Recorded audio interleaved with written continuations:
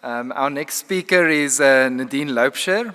She's the head of microbiology at MBFI, Microbial Biological Fertilizers International, and they're a really innovative company with a big emphasis also on soybeans. So she works on improvement of Rhizobia and also a range of other biological microbial products. And today she'll focus on how microbial innovation can enhance soybean productivity, and then particularly also linking the science to practice. So yeah, we're looking forward to your talk, Nadine.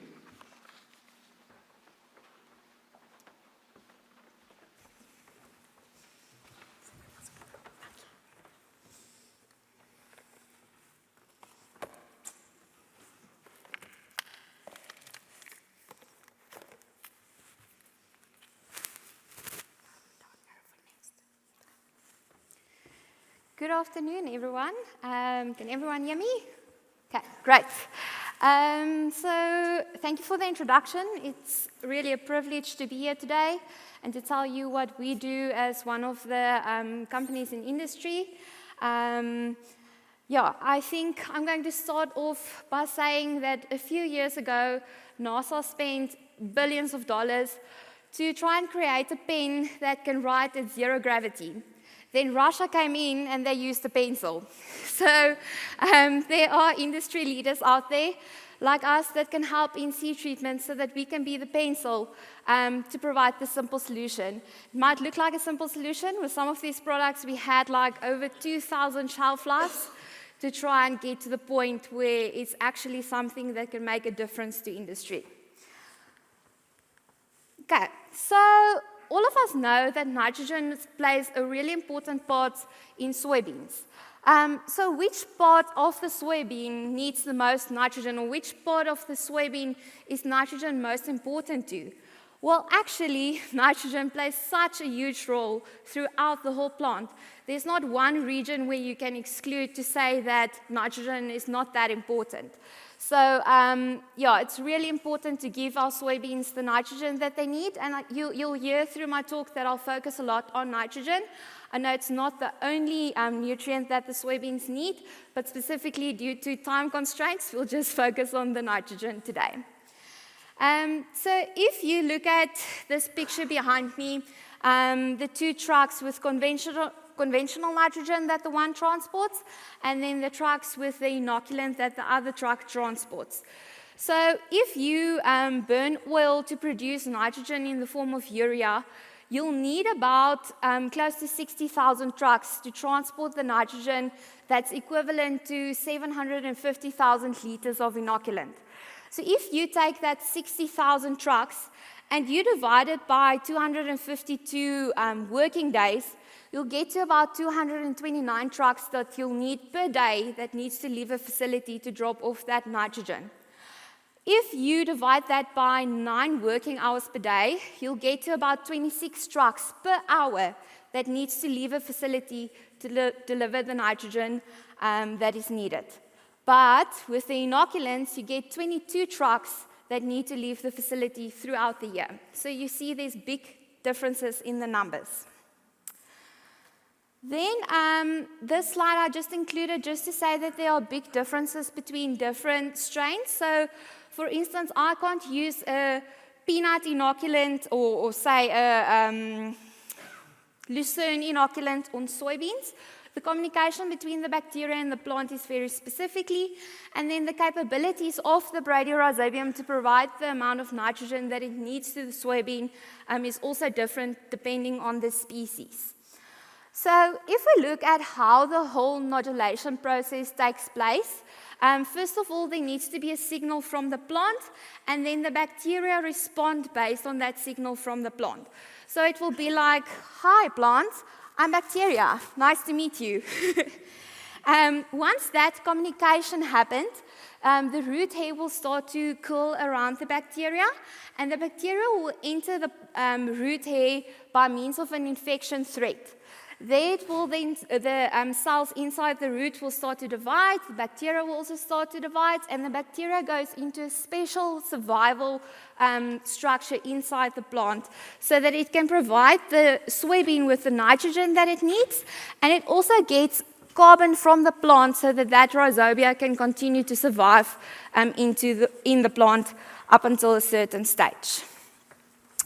So there's also a big difference in terms of nitrogen that can be provided to your soybean in terms of primary versus secondary root nodules. So your primary root nodules are typically the first nodules that will form, and then those will provide the most nitrogen to your plant that it needs. During development of the inoculants, there are a few tick boxes that we look at to tick in order to ensure that we have a good quality inoculant. First of all, the Rhizobium isolate that you use makes a big difference. So you want a high-quality Rhizobium strain to ensure that it will provide the amount of nitrogen to the plant that's needed. Your product must contain no contamination at all, and therefore you need strict internal quality control measures.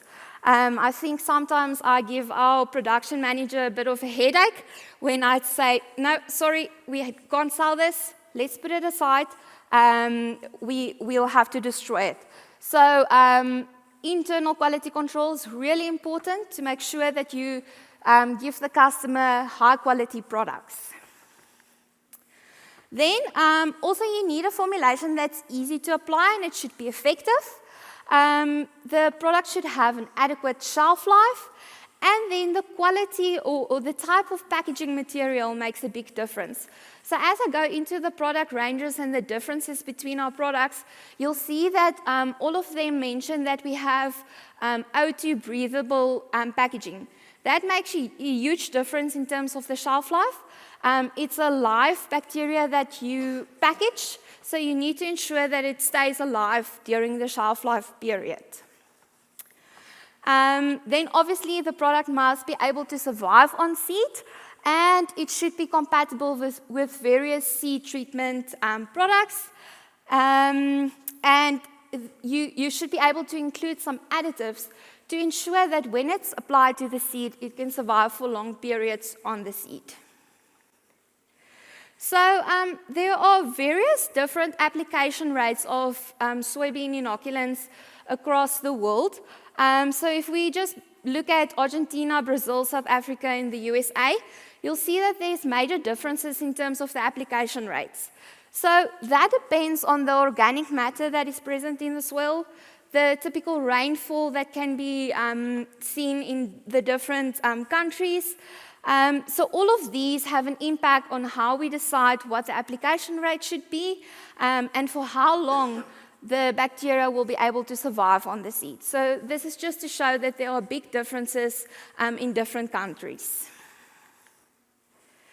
Then we typically aim to have at least more than 10,000 bacteria per seed. This really makes a difference in terms of the amount of nodules that you'll get, primary nodules specifically, and then in terms of the final yield that you'll see. So say for instance, I know we say, oh yeah, 10 billion is a lot, but do we really know how much 10 billion is? Say for instance, I give you 10 billion rand. I'm not that rich, but say for instance, I give you 10 billion rand, and you spend R1 million per day. How many years do you think it will take to use up that 10 billion rand? 27 years. Oops. 27 years. So yeah, it's a huge number. And when we produce, we try and produce more than 10 billion cells per milliliter. So just to keep it in the back of your mind as to how much 10 billion actually is. So if we look in terms of inoculant concentration, so you have a 10 to the 7, 10 to the 8, 10 to the 9, and a 10 to the 10, then we see differences in the amount of nodules that form on the plant. So in dark green, you have primary nodules, and then in light green, you have secondary nodules. So the higher your inoculant concentration, the higher amount of primary nodules you'll get. We also did some studies with some competitors where we looked at the on-seed survival of the competitors versus one of our products, Rhizobia, across a period of 21 days. So you'll see there on the right-hand side, if we look at the Rhizobia, at the initial time point, it was much higher compared to the competitors. And then at the 21-day treatment time, we were also much higher than the rest of the competitors. We also did plating of the product on agar plates to try and see how many of the bacteria were able to grow on agar plates. And as you can see with the Rhizobia again, we had a huge number, 1.5 times 10 to the 10, compared to the competitors, which was much lower. So I'm going to say this again, concentration matters, and it matters what you see in field. So we spend a lot of time ensuring that our formulations get to that concentration and to ensure that the bacteria will survive on the seed. If we look at the categories of products that we have, first of all, we have Nitrolic, which is our premium inoculant, so it's an economical choice for the farmer. It doesn't have the fancy technologies like Rhizolic and Rhizogen and Signum and Elite. So, but yeah, like I said, it's the economical choice for the farmer. Then Rhizolic has the osmo protection technology, and we'll go through each of these products one by one now. Rhizogen has the osmo and exo activation technology, and then Signum has the signal generation and osmo protection technology. Elite, we won't go into detail today, but that's a product where you can get 45 days on-seed survival with various chemical seed treatment products. So we have a list of chemical products that is compatible with our products. Should you be interested, you can just contact us and then we can let you know which products you can use with the inoculants. Then the BioShield is the bioprotector, and this also makes a huge difference in the amount of cells that we get on the seeds.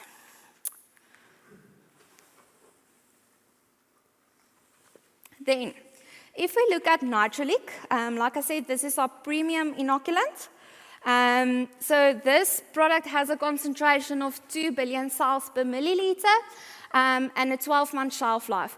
Most of the inoculants we sell in 150 ml to 3 liter packaging sizes, and then the application rate, of course, is 300 ml per 100 kgs. If we look at Rhizolic, there's a specific technology, osmo protection technology, that is linked to Rhizolic.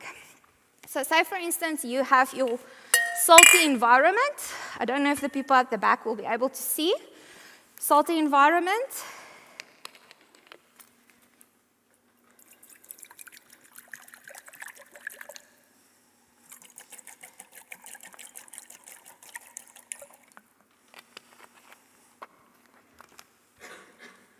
This is your product without the Rhizolic osmo protection. This is with osmo protection, so your cell can remain intact for longer compared to without any osmo protection. I'll show you the slides now as to how we did that and what it exactly means. So this product is loaded higher than the Nitrolic. At expiry, we can guarantee 6.5 billion cells per milliliter. But it is manufactured at 15 billion cells per milliliter initially. There's also a difference in terms of the shelf life. So this product has a shelf life of 18 months, and it can survive on the seed for up to 21 days with the protector. And then we also have a Trilum DS, which contains our trichoderma that we like to treat the seed with. So on the left-hand side, this is with osmo protection, so your cytoplasm of your cell can remain intact. And then on the right-hand side is without the osmo protection, so the cytoplasm shrinks in. This is a small video showing that when you have a concentration where you have high salt concentrations outside of your cell, the water from inside your cell will move out of your cell and your cell will shrink. Then just some images from the field. On my left-hand side, the untreated control, and then right-hand side, the treatment with Rhizobia. Here's some images where the plants are blocked in a few of the rows. You'll see the lighter green color compared to the bright green color where the Rhizobia was applied. Then for Signum, I'm just quickly going to take out my phone to show you how this works.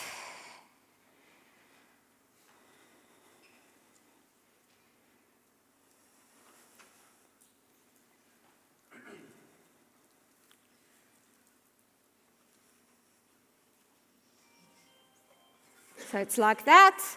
Hello, plant, I'm bacteria. So it just makes that a little bit quicker. So I know it was quick just to walk to Leandro, but with technology these days, you can just quickly use your phone to call up someone. So the interaction between the plant and the bacteria is quicker, so that your bacteria can enter the root a lot quicker to evade harsh pH and salt concentrations and so forth. This product has more or less the same specs as the Rhizolix in terms of concentration and the amount of days that you can leave your bacteria on the seed. The only difference is that this one has the signal generation technology, just like I use my phone now to call that lady over there, so that interaction between the plant and the bacteria is a lot quicker. Then Rhizogen is one of our most recent technologies that we added to the list. This product will launch soon. So also same concentrations as the Rhizolic and the Signum, but the difference is that this inoculant contains the exo-activation technology. So what is exo-activation technology? Has anyone ever heard of EPS? So with this technology, we aim to increase the amount of EPS that the organism produces. So exo is short for exopolysaccharides, which is a sugary layer that's around the cells that protect them a lot from environmental stresses. So if we look how this exo-activation can actually help the Rhizobium, there are a few ways how it can aid the bacterium to survive better in the environment. So first of all, it can protect the cell by preventing the cell from dehydrating. So drought stress and salt stress and high temperatures are one of the things, or three of the things that can mostly affect the survival of the Rhizobia. So we try and combat those stresses to try and see how can we improve the survival. I'm not saying that it will allow it to survive inevitably. We have to follow label specifications to try and keep at the label specifications to ensure that we get optimal results. Then the exotechnology can also protect the bacterial cells against various biotic and abiotic stresses. So biotic stresses, anything that's alive that can affect the Rhizobium to a certain extent. And then also abiotic stresses, things that are not alive but can affect the Rhizobium, like heat and cold, salt stress, and so forth. The exo-activation technology also accelerates the interaction between the plant and the bacteria to ensure that that infection process that I showed earlier can take place. It allows the suppression of the host defenses for a short time period so that the bacteria can be able to infect the plant. Then this EPS layer or exo-activation technology also acts as a nutrient and water trap. So it's basically like rehydrate. I don't know if you guys know rehydrate. Just to keep your cell protected from any drought and to ensure that it can survive properly in nature. Then we did some studies with various components to see which components we can include during fermentation to allow this exo-activation to take place. So we looked at the swarming capability of the cells. So swarming is when more than one cell come together and move towards a surface. So we placed the bacteria on different agar plates with different components and measured the diameter to see how far they spread out with that exo-activation with different components. So here on the left-hand side is without exo-activation, and then on the right is with exo-activation. We did this with various strains to see which strains will perform differently to others with different components included. So we did this with swimming and swarming. So with swimming, this is the graphs and the diameter of how far the different isolates moved. Then this was with the swarming, where we evaluated different components and saw how far the strains allowed the swarming to take place. Then we looked at the chemotaxis of different strains. So we looked at the ability of the strains to respond to different carbon sources, amino acids, and organic acids. Then lastly, we looked at the chemotaxis of the strains towards seed exudates. So based on all of the studies that we did, we made a decision on which strain will be best to use in the formulation, and we chose that strain based on all of the different boxes that it ticked and that we want in our formulation. Then we also have a product called BioShield XT. This is the protector for inoculants. Like I said, the Rhizobia is very prone to dehydration, especially if you start adding in powders and so on. So when you add the BioShield XT, it just helps the bacteria to survive better against the dehydration effects. Also, I mean, if you are busy planting and there's high planting temperatures, the BioShield XT will help to limit the heat transfer to the bacteria so that it can survive better on the seed. So we did some scanning microscopy with the seed treated without the BioShield and then with BioShield XT. And you will see that the seed treated with the BioShield XT, there's a lot more places for attachment, and it forms like sort of a layer over the seed to protect the bacteria against dehydration. Then obviously we did some on-seed viabilities with the Rhizolic and the BioShield XT. So this graph here is Rhizolic with Trilum DS. Trilum DS is a powder, so it dries out the seed. The numbers drop significantly. Then with Rhizolic, the amounts were not bad with just a Rhizolic, but we want to apply the Rhizolic and the Trilum DS together to get like a biofungicide and biostimulant effect together with the nitrogen that the Rhizobia can provide to the plant. So then here on the right-hand side is the Rhizolic, BioShield XT, and Trilum DS. And you can see it picks up the numbers quite nicely when you add that BioShield XT. So it's a huge game changer in terms of seed treatments, and according to us, it's a must-have when you want to do pre-treatments with inoculants. And then I would like to leave you with this last thought. So the future of agriculture is not just growing crops, it's growing smarter, and we feel that our technologies are leading the way. Thank you.